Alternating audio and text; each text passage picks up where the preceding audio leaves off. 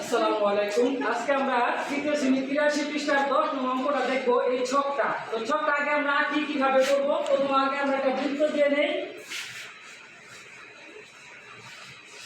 এখন এই বৃত্তটার মধ্যে প্রথমে আমরা শুধু এই বরাবর একটা দাগ দিব, তারপরে এইভাবে এখান থেকে একটা দিকে দেই, এটা এই দিকে সংখ্যা প্রথমে এখান থেকে শুরু হচ্ছে 8 5, এখানে সংখ্যা নেই খালি, এটা 9 19 13 7 3।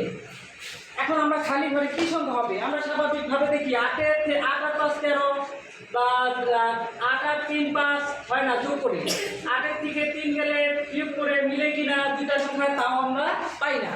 তো এখন দেখা যাচ্ছে আমরা যদি এই 8 এর বরাবর যে সংখ্যাটা আছে 19, তো এই 8 এর 19 করতে গেলে আমরা 8 দ্বিগুণে 16, আর হলো 16 আর 3 যোগ করলে কত হয়? 19। এটা একটা পদ্ধতি আছে। 5 এর উল্টা দিকে দেখা যায় কত আছে? 13। তাহলে 5 গুণ 2 যোগ যদি করি 3, 5 গুণে 10 আর 3 13। তাহলে আমরা দেখতে পাচ্ছি এখানে 2 এর গুণ করে 3 দিয়ে যোগ। তা এটা একটু খেয়াল করে দেখি এটা মিলে কিনা। 3 দ্বিগুণে 6 যোগ করলে 9।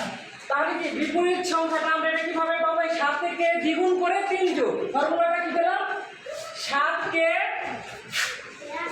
দ্বিগুণ যোগ 3, তাহলে 7 দ্বিগুণে 14 আর 3 যোগ করলে কত হয়?